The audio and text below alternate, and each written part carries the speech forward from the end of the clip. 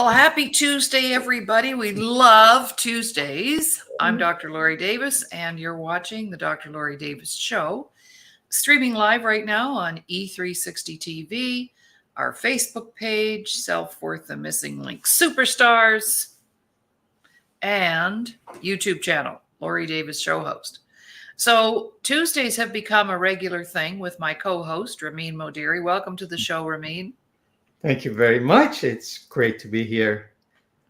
And we love having you because every Tuesday you come up with something really creative as it relates to finances. And of course, the more serious things are done in your workshops. But when we do the show, for some of our viewers who haven't seen the show yet, we have talked about movies and money. We've talked about the 15 best places to retire. We've talked about the books that you've read, and so on and so on. So today you've got something really fun planned. I can't wait to hear about it.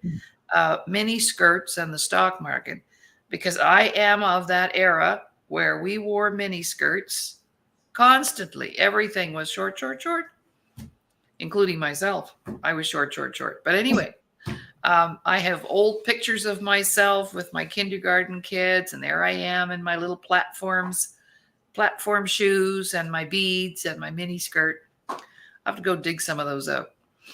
Anyway, can't wait to hear what you're going to say today. Of course, I have my trusty notebook handy. I'll be taking notes, and I'd recommend that for our viewers. So over to you. I can't wait to hear what you're going to share with us today.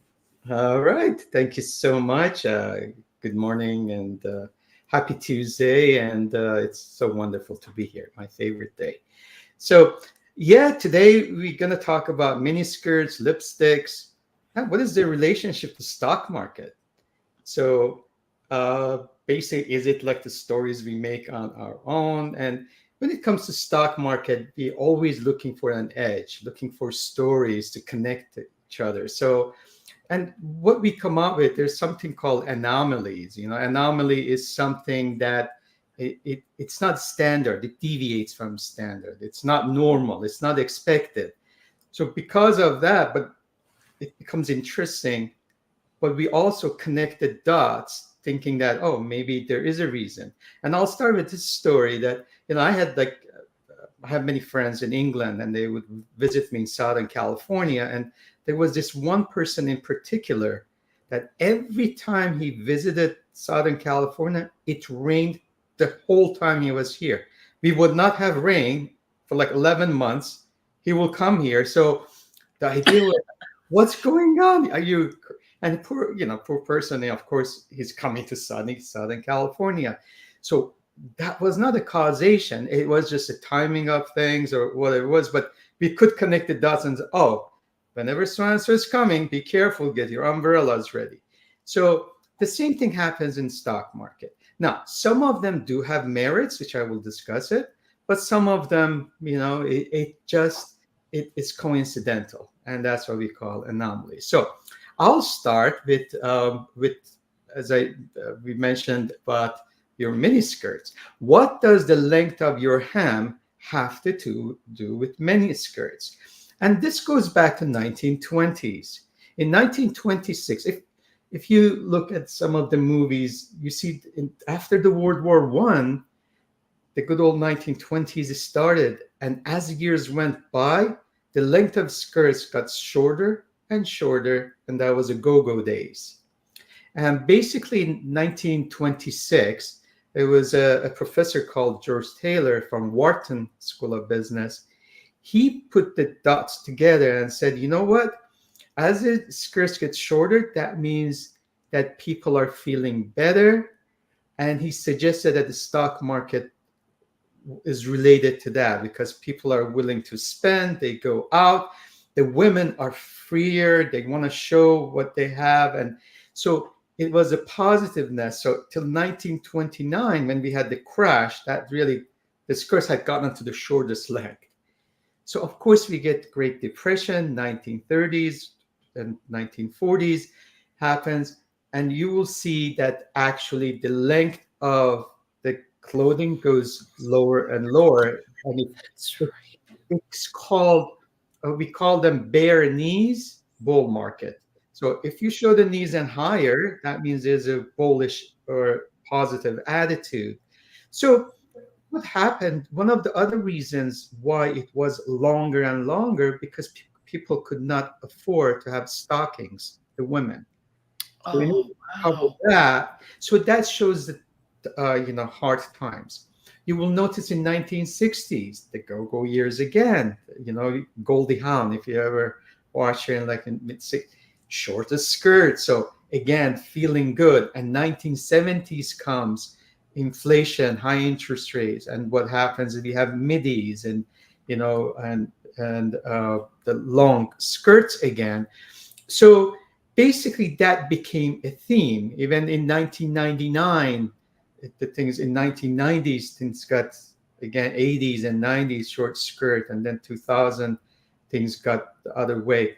So these are called socioeconomic part of as far as analyzing this, but really it doesn't 100%. It just a lot of times it is socioeconomic. Again, as I mentioned, stockings and the attitude toward economy, but also in 1950s, women were longer. When you look at Mhm.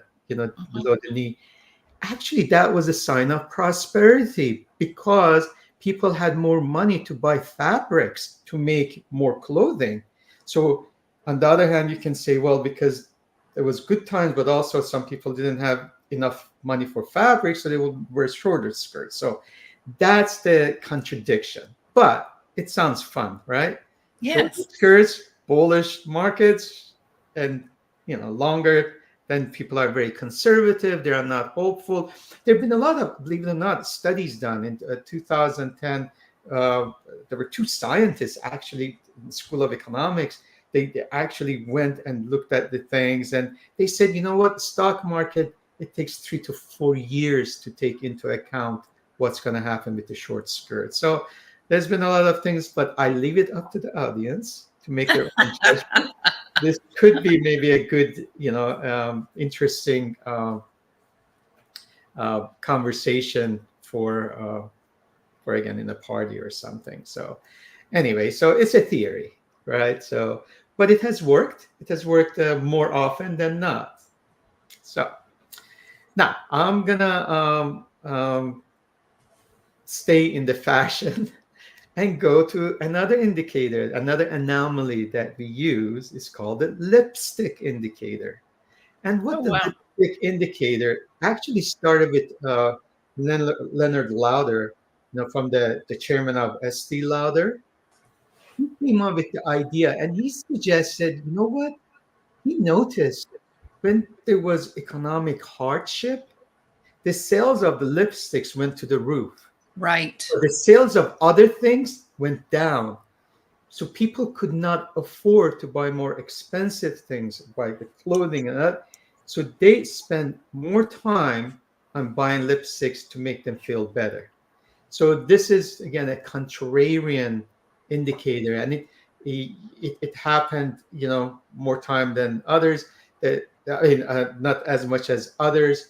And like in 9/11, when it happened, September 11, 2001, when we had actually Estee Lauder suggested after that the lipstick sales went up 40%.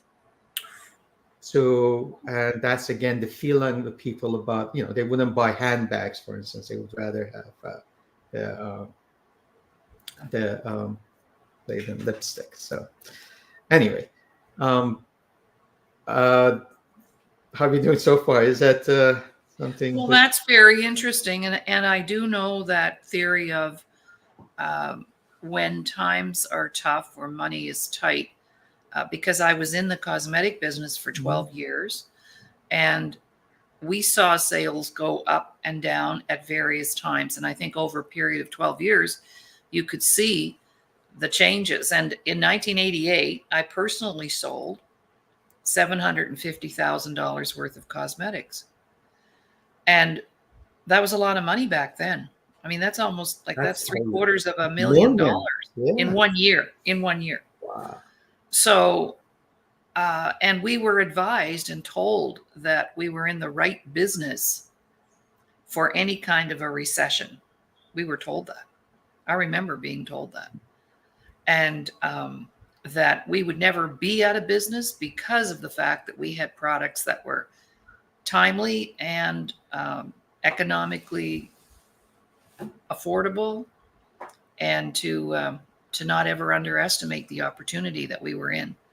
And I was there from 1980 to 1992, and I saw that definitely.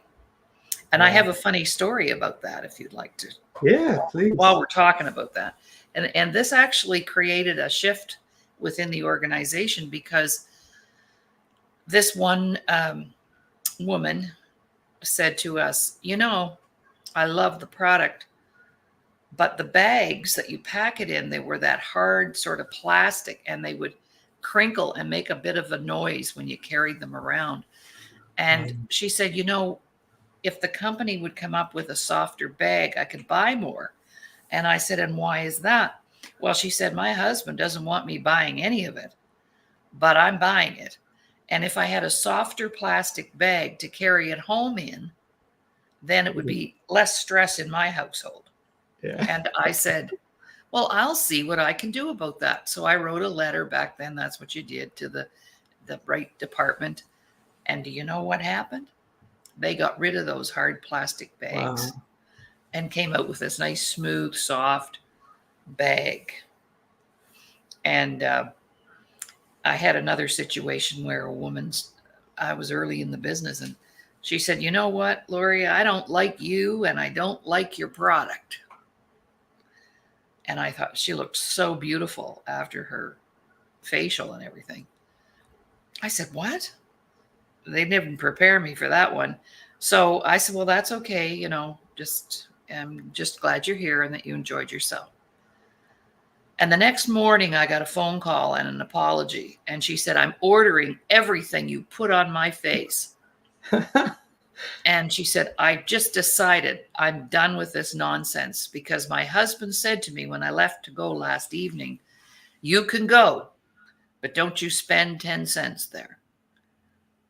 And she said, I had to come up with a way to get out from under that by blaming you, but it had nothing to do with me. I said, that's okay. I'll prepare your package. No problem. So, Wow. so yes. And we knew in the business that when we helped women look better, they felt better and were more productive. Okay. Yeah. So I understand that. We were told Yeah. that. But again, that's socioeconomics, right? So there's that relationships, and you will see this common theme about Mhm. effect of economy. And again, some of them, it's all about probabilities, and not everything works out. But it's a reflection. It could be before or after. You don't know, but it Right. could be Right. causation or because of. So perfect. Well, I'm going to be on the fashion. Continue with this since this is the Okay. first Perfect. one. Because I was also in the clothing business. Okay, well, talk about clothing. How about the Sports Illustrated swimsuit cover model indicator? Oh, whoa. I want to hear So about that. it's interesting that they found out for the 30 years that every time there was an American swimsuit model was on the cover, the stock market did much better than the average markets, at average, over the 100 years. When there was a non-American, they were below. Actually, it was 2 to 1. So the history says that when there was an American model, it was the S&P returned 13.9%. When it was non-American, it was 7.2%. That's Hmm. like half. So Whoa. again, don't know what it is. It's but on the other hand, the worst year that we've had in recent history was in 2008. After financial crisis, and guess what? The model on the cover was an American, so it dropped 38.8, 38 and a half. So it doesn't work all the time. But also nowadays we don't have just a one cover. We have multiple covers, so it kind of but it was interesting, and it was a good, again, story to tell. So you kind of put these check marks and say, oh, we have American model, the skirts are short, people are not using that much lipstick, they do not, Uh, the markets are going to go up. So But again, this is like more of a superstition in some ways that we I mentioned about my friend. The talking about again the economics, it's the other indicator we're moving about from fashion to retail, but packaging is called cardboard box indicator. So when you see the usage of these cardboard boxes are going to the roof, that's the health of economy. So the more because there's demand, there's shipping, the people are buying. When the things drop, actually that's the sign that the economy is not doing great. Be careful, hard times are coming. It's again consumer behavior. As a matter of fact, we had Chairman Greenspan, which he was the head of the central bank United States from mid 80s to Uh-huh. 2000s. He actually used this indicator. I mean, here's a central bank, the head of he used this indicator as one of his guidelines for whether increasing interest rates or not. So it is again when we have like a recession like 2008, I just mentioned about swimsuit. Again, in recent history, that's been the worst because the market dropped 13.5%. The usage of cardboard boxes dropped by 50%. So again, relationship between economics and these little, again, hidden facts. So it's a car, which makes sense again. I mean, you look at Yeah. now everything is Amazon and this and online, and everybody is using boxes. So all right, so now we go to something else that is still again it is the behavior of the market either at the peaks or at the bottoms, and we call that the Wall Street job indicator. So what that means is it looks like when the jobs at Wall Street are more appealing, people are want to go on Wall Street. There's a big spike. So we use like Harvard graduates. When we hit like 30% of them, they all want to go to Wall Street. That's usually the peak. When there is not job, that means there's a lot of jobs available. They're all gung ho. They want to go. So there's a lot of positiveness because they need demand. When there's not as many jobs available, they're not hiring. There's like less than 10%, and only 10% of graduates can get there, and they're interested actually. That's the bottom. That's usually a good time. So we call that again that it's a job market things. And I share a story of the opposite of that. For many years I was a chair of education uh, for financial analysts, and I did a lot of work with university students. And I remember in 2009, I would do events, and the turnout would be like triple, double, triple of the graduating students coming to these events. And things are really tough. They are looking for jobs that are not available. But that also let us know all the times are tough. Eventually things are gonna, that's bottoming. So that's my own indicator that I use. But that's called Wall Street indicator. All right, this one, you ready for this one? It's called Oh. aspirin indicator. It's a little old fashioned. So, so there is an inverse relationship between usage of aspirin or painkillers and the stock market. So it's Oh. it's not as much as now, but obviously the more stressed you are about the finance, the more usage of painkillers and especially aspirin. Again, it's about stress. So again, we don't have academic um, studies done on this, but it's been more of a family and friends you can talk to, and they're all nervous or taking all these things. That's called Headaches. ethics. Yes. Now, there's something that I think it's really interesting that applies in United States, and many people probably familiar with it. It's called the Super Bowl indicator. It's American football or National Football League indicator, and it's been around since 1978. I actually started with the New York Times sports writer.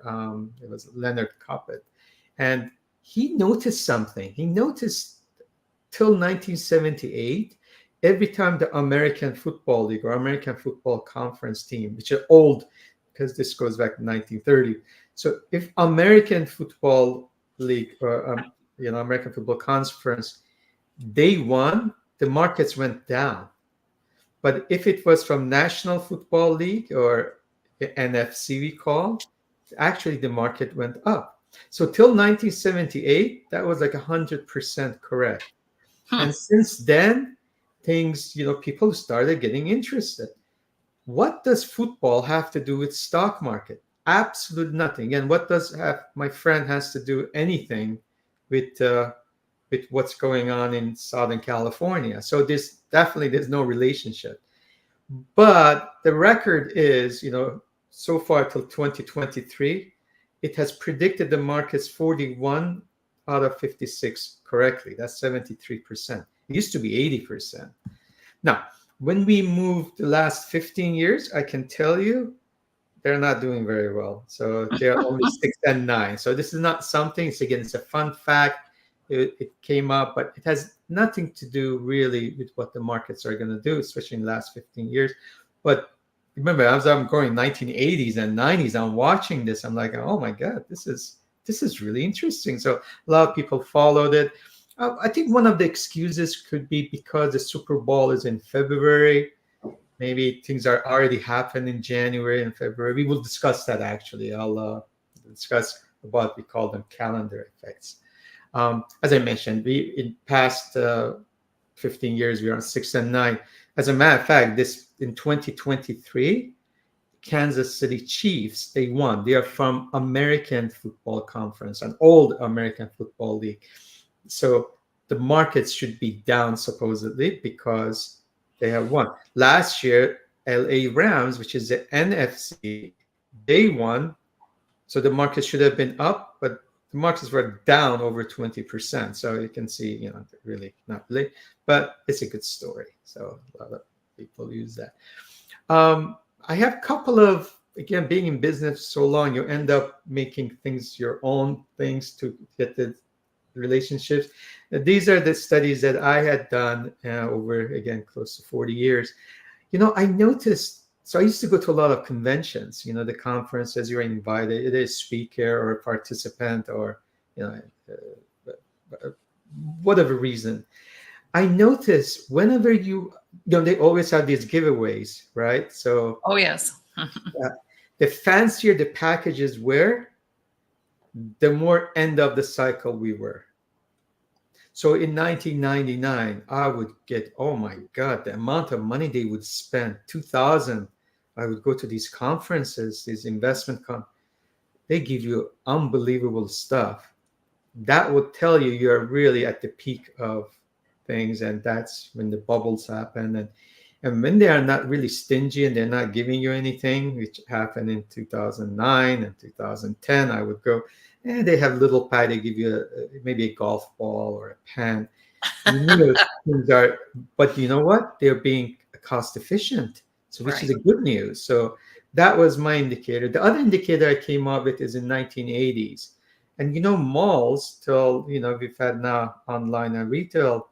Malls were the place everybody would go, and that was not only for social events, window shopping, but also it was activity. So I had when the holiday, right before the holidays, I would call it my parking test. I would go to the malls and see how long it will take me to park my car or find a parking space. So the longer it took, that meant that more people were in the malls and they were shopping. And that was more of an old fashioned, again, goes back to socioeconomic, to find out how people are feeling about, shopping and consumerism. All right. Um, Well, Feedback, anything? How is that Is that not informative, but well, interesting? I think it's fun. And as you were speaking about certain things, I was reflecting back on my own life and my own vintage, Mhm. because I I was a well, I'm what they call a baby boomer. So, we were Yep. post-war, good times, lots of progress. And as a matter of fact, I don't know if this has anything to do with what we're talking about, but I had a young man here helping me do some moving, and he asked me the question. So, how old were you when you guys got your first TV? And I said, well, I remember our dad bringing a television home. I was 7. So that would have been what, 1956, something like that. But knowing that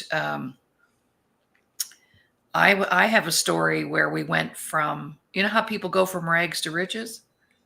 Mhm. Well, we went the other way because everything was so progressive and prosperous. And then, bam, like 15 years later, my dad lost his big paying job and went on unemployment. And we went from having everything and doing everything to pretty much standstill for a while till he got back on his feet. But I don't think he ever really emotionally recovered from that. He was back in the day, where you get the golden handshake and there's no severance back then. No, No, you didn't get a package. The company just folded and it was a big steel company.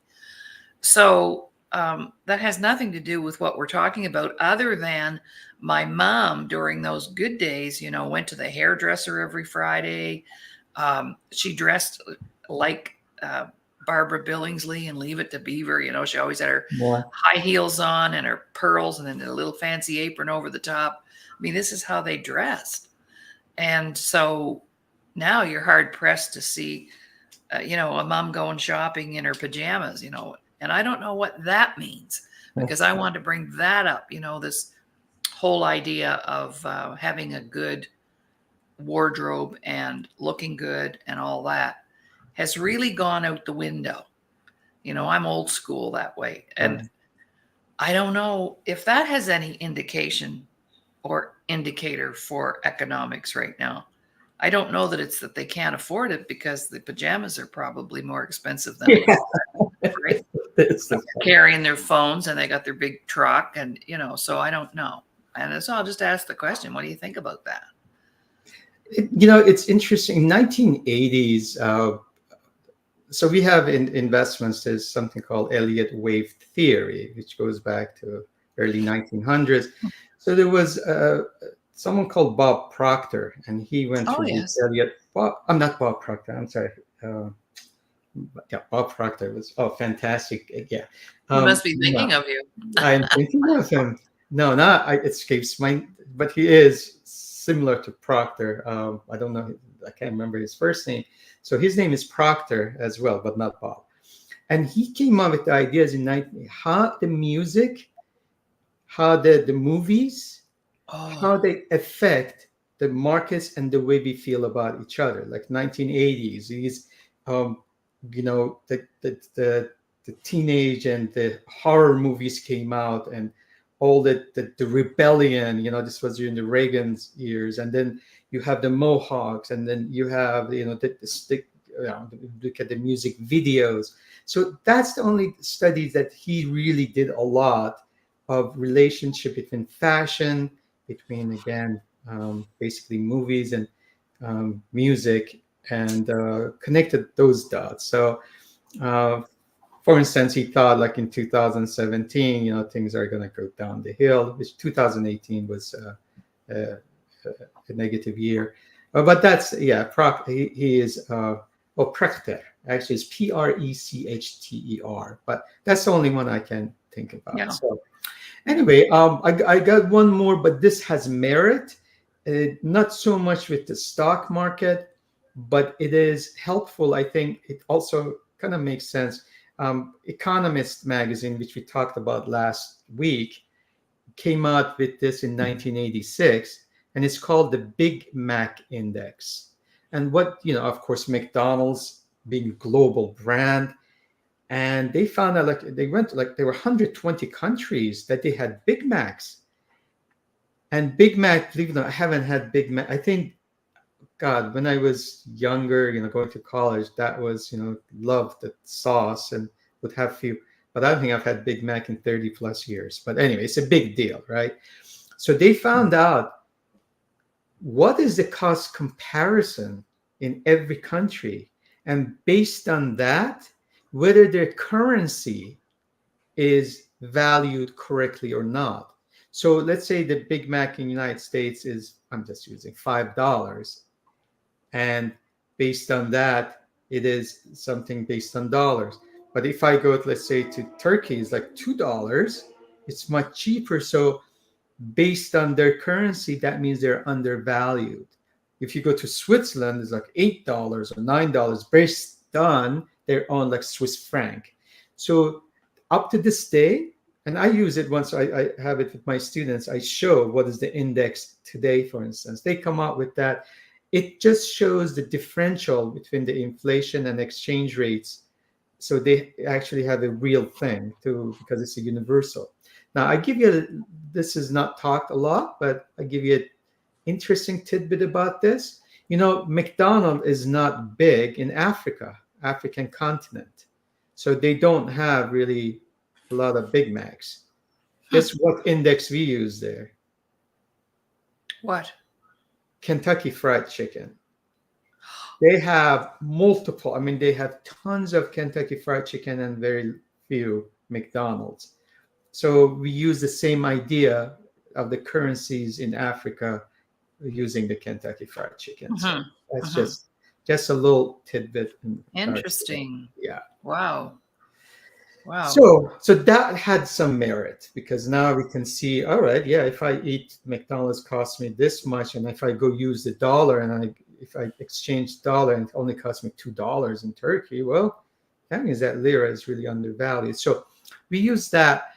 Gonna go to more in like we call them calendar anomalies, but things that actually have worked and there are some good reasons for it.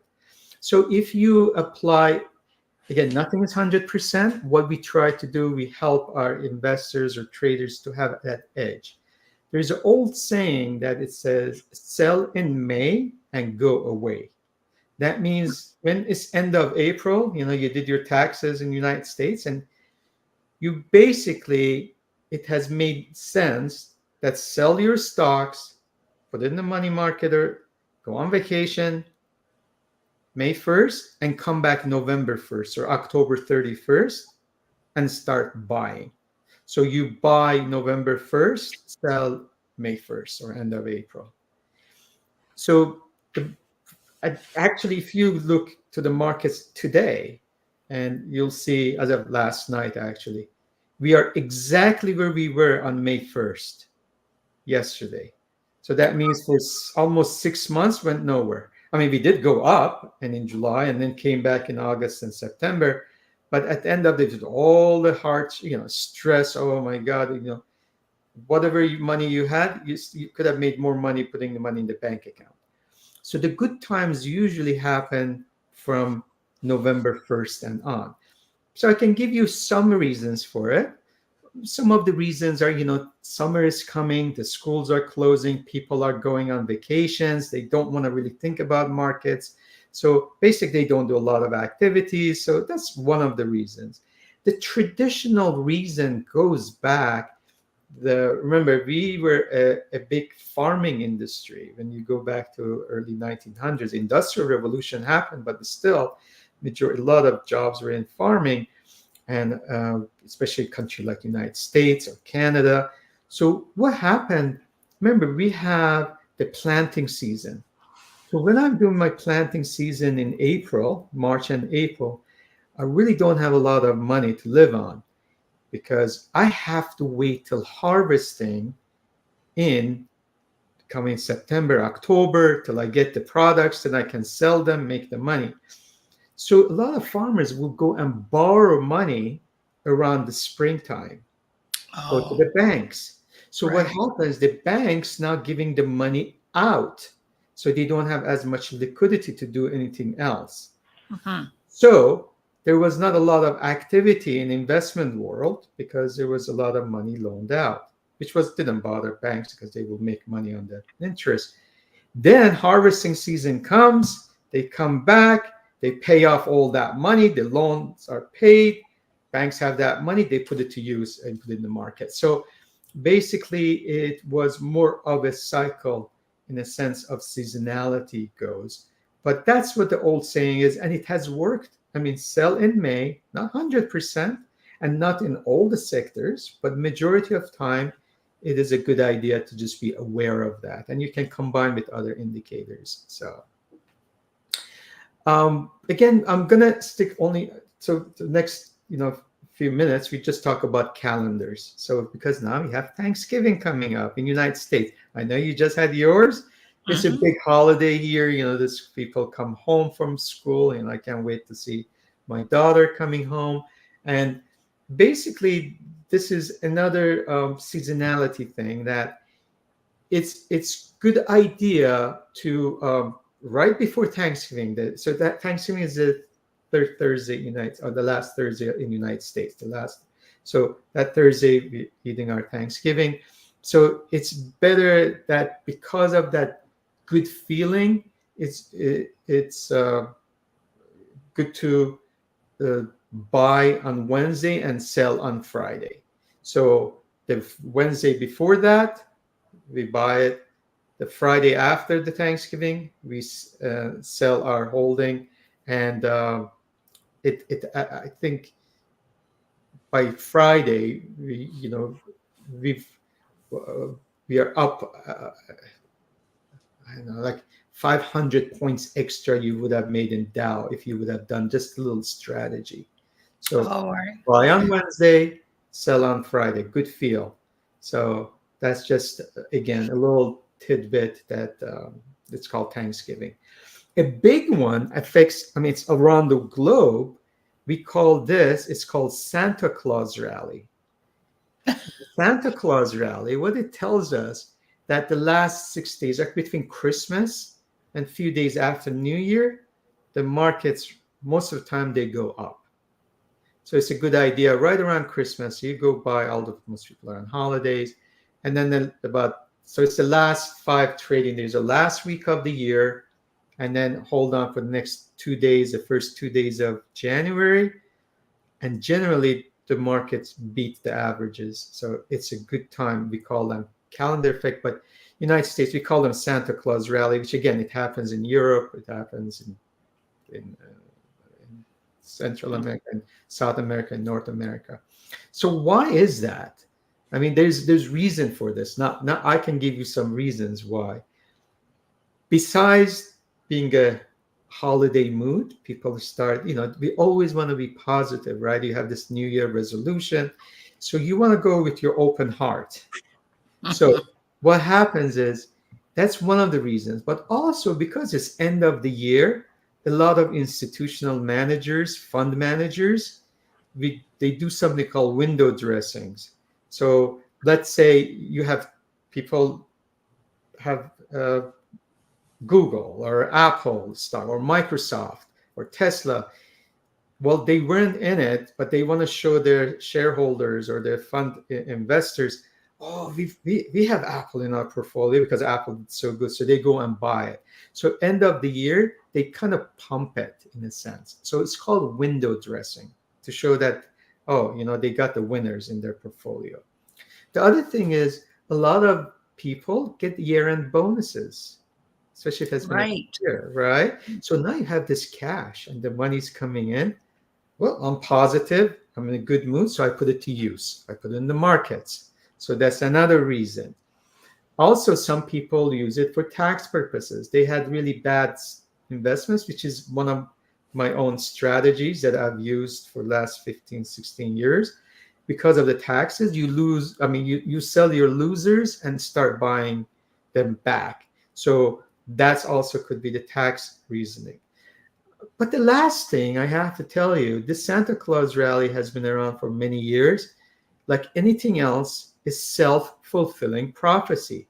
As we are speaking about it, more and more people have heard about it. So they can't wait till Christmas Day, go shop, go start investing in stock because they read somewhere, they watched the show, they said, oh, Ramit said, we're going to have Santa Claus rally. So let me go buy it. So that's called self-fulfilling prophecy. So things happen for no other reasons than because everybody else is doing it.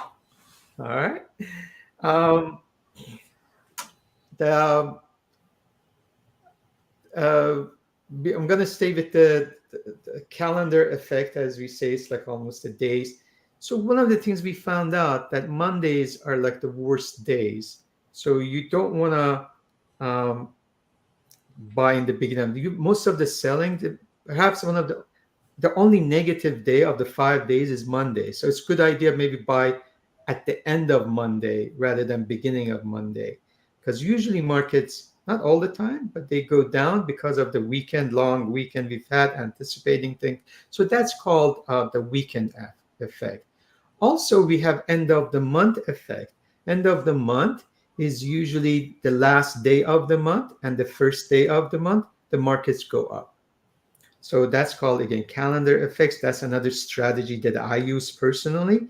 And we can even use it as a quarter, end of quarter. I talk about window dressing. But why is that? It's end of the month.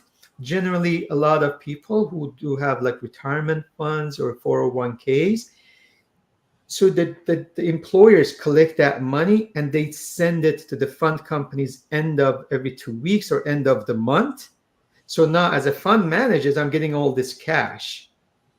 I'm not going to hold to that cash. I got to put it to use. So that's another reason. So there's a merit for this. Usually end of the month and beginning of the month markets are more positive than negative. um, uh, the other thing we can talk about is the January effect. And that's usually, again, good feel. We have this idea, usually the first 5 days of January, things are positive. So generally, it starts positive. Now, we have a saying, as January goes, so does the year. So generally, if you have a good January, you will have a good year. If you have a bad January, generally, again, it can be up, down, but generally it's a good barometer of the mood of the country. And as I said, these are called calendar anomalies, or things that, again, this one have some merit, but a lot of other ones don't really have some. You just have to make the stories for the interest. Um, we have a lot more. We have cycles and so now, but I just thought, with the interest of time, just share these with you. Hopefully, they're helpful. Hopefully, again, our audience gets something out of it. If not, I think hopefully they're more observant of what's going on around them in their environment. And especially with time, with the Halloween coming, we got Thanksgiving, we got, again, Christmas and New Year. They will be a little more aware of their investment choices and think about, wow, even if I'm not thinking that way, well, there are a lot of other people who are thinking this way. Maybe I should pay attention. So Mhm. anyway, well, that's um, our little tidbit about what miniskirts and lipsticks have to do with stock markets. I love it. I think I'm going to get a pair of scissors and start cutting some skirts. Yeah. Uh, yeah, I could do that. That would be good. So, just a couple of things for me. I love this one. I wrote it down about the January because I think on some level I knew that. And I always set really high goals for like that first month of the year. And some people call them New Year's resolutions. I don't have those, but because we don't keep those, we procrastinate and we're good for about a week and then we're off Oh, the rails, absolutely. right? So it has to be more meaningful. But in terms of business, I always make sure I have a nice solid January. And has it always worked out? No. But I was doing something that I wasn't conscious of as it relates to what you just said. I Mhm. wasn't aware that if I have a good January, that means I'm going to have a good rest of the year. Mhm. That part I didn't think about. So sometimes we do things instinctively or intuitively, I guess. Right. I guess instinctively I'd be a four-legged creature, but um, intuitively, yeah, you know some things, right? So very good. No, I love that. And I love the, when we were talking about fashion and clothing, because that's been a big part of my life, but also, too, when we think about baby boomers, and you were talking about McDonald's, and, the baby boomers, there were 76 million of us born right after the war and in North America. And so we were the trendsetters when it came to fashion, Mhm. fast foods.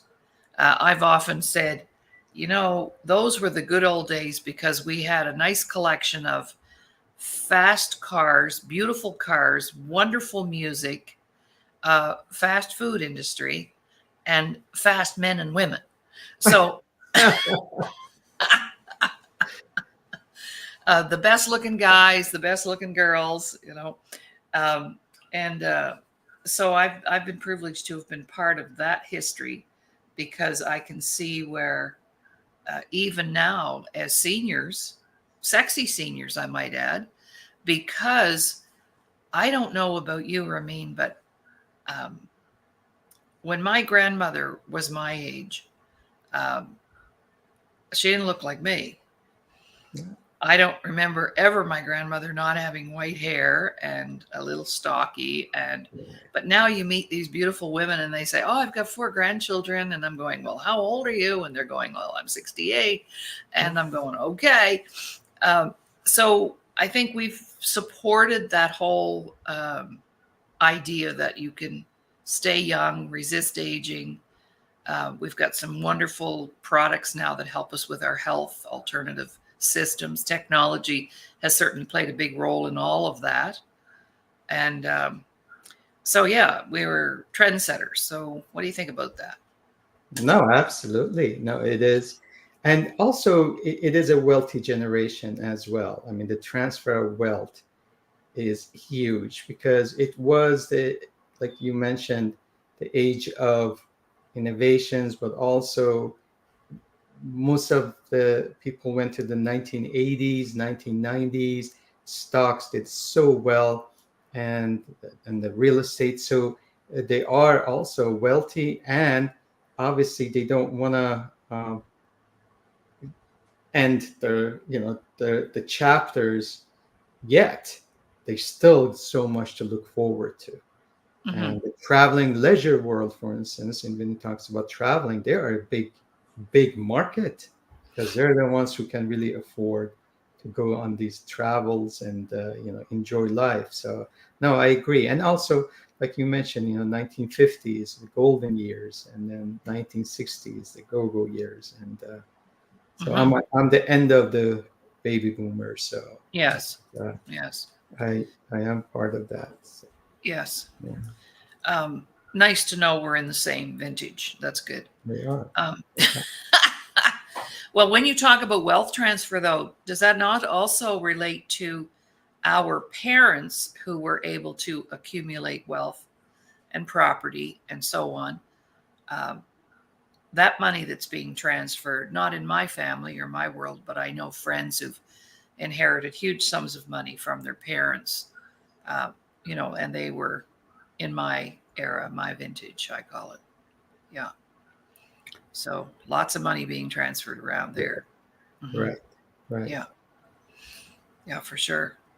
Because back then, we could buy things like I bought my first house for $21,000 and Yeah. sold it 2.5 years later for twice the amount of money. And like, I don't know that you can still do that, but we could. And we were the ones who made the banks rich Yeah. with mortgages and insurance and all of those things that, now banks are into big time, right? I was thinking I'm traveling in a couple of weeks and I need some medical insurance. I'd just go to the bank and get it, I guess. Um, for traveling out of country, you don't leave without your medical insurance. And, in case anything happens to you in a foreign country, it's looked after. Otherwise, that can impoverish you pretty quickly too. Hmm. Yeah. So I mean, for that, I'm not familiar complete with the Canadian system, but I know in the UK they are covered up to 3 months when they come to United States, so they Oh, could good. use their benefits. And then also United States, there are a 3 month, 6 month temporary health plans too. But Hmm. based on what I understand, even in the United States, if you travel overseas, there's a temporary coverage. So just a food for thought. You can Yeah. double check and see. You don't have to worry about the coverage, medical coverage. Right. Well, as a Canadian, Yeah. it's a good idea, especially if you, if you're not, for example, if you were employed, like if I was employed and I worked for a company and I had health benefits, that's different Mm. because that probably there's something in there around that. But as an independent, um, I have to supply that for myself. So we would never travel anywhere without Okay. medical insurance. Interesting. Yeah. Yeah. Yeah. Because, if you die in a foreign country, you know how much money it costs to ship you home? Oh my God, we've had a Right? couple of that occasion. Yes. Yeah. Yeah, for sure. So expensive. Yeah. Exactly. So no, that was terrific. I enjoyed those little tidbits, and I like the stories. Just because we can have anomalies, as you call them, but it's fun to put uh, thoughts into our mind that are Mhm. a little bit unique and different. And then you have a very good way of doing that, and that helps us to think about things in a different way. And that's our whole job as mentors, is to help people see things through a different set of eyes so we can maybe make different decisions. And that's exactly what you did today and what you always do, which is why you're here to help us. So we love that. Thank you. All right. Well, tomorrow we're going to have a recorded show, but yesterday I did a solo show. Once in a while, I just like to be on the air and do my thing. So yesterday I started sharing 10 ways to build confident children. Ah, And we have 10 workshops in that series. So I did 5 yesterday, and I'm going to do another 5 on Thursday and finish it up. And tomorrow we have a recorded show because it's a busy month and day. And we're broadcasting live right now on E360 TV. So all of our shows are archived. So if this is the first time you've seen Ramin, you might want to go in and check out all of our other Tuesdays. Every Tuesday we're here together to provide that. And all of our other episodes are archived in there. So you can just go in and do a marathon if you like. And our Facebook page, Self-Worth the Missing Link Superstars Facebook page right now, streaming live and also on YouTube, Laurie Davis show host. And I think we should put a plug in for our upcoming event yes. because you're one of our speakers. And we've got a 3-day event booked for November 2nd, 3rd, and 4th. We're calling it our Recovery Summit. It's virtual. You can come to the summit for $25. You can come and listen to one speaker, or you can listen to all 3 days for that amount of money. So it's a real deal. And we have 21 amazing, amazing speakers. And Ramin is one of those speakers. And would you like to share what you're going to talk about? Oh, yes. There's something out of the box. At least we're talking about the realm of finance, but I came to this country as a teenager, and it was, it really made who I am. And it was a challenging time, especially now with the geopolitical events going around the globe, especially in the Middle East. It's very timely, and I thought, how I survived that and what I learned and how it made me who I am. So basically, again, as a teenager, the things that I went through. But it was what is the old saying? It was the worst of times, but it was the best of times. It really, those challenges helped me to be the person that I am and who I have become. So yeah, so that's the journey that we're gonna talk about. My travels to United States and the interesting times that we were in. I mean, this was when the hostages were taken in Iran, and basically there was no country to go back to. So I was a Right, man without a country at that time. Yeah. right, right. Excellent. Well, we have a beautiful lineup and people that are going to share their own personal stories. And our goal for the summit our tagline is, we did it, we recovered, and you can too. Right. So whatever situation you're finding yourself in right now, there's probably a speaker that's going to be talking about that. So True. we're busy getting our posters out, and registrations are starting to come in. So we're all excited about launching this project, and there will be others. There will be more. So thank you for participating. All right. Well, our time is up. I can't believe it. How Wow. fast does this hour go? Holy moly.